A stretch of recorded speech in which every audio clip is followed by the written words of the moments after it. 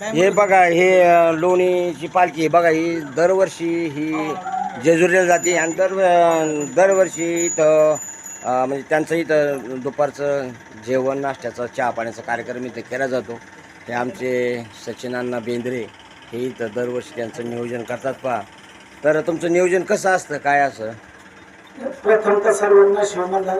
हो, आज या आमची पारनेर तालुक्यातील लोणी हवेली ते पारनेर वरून जेजुरी कडेपठारावर त्यांचं गेल्या 5 वर्षापासून आणि चालू वर्ष 5वं वर्ष.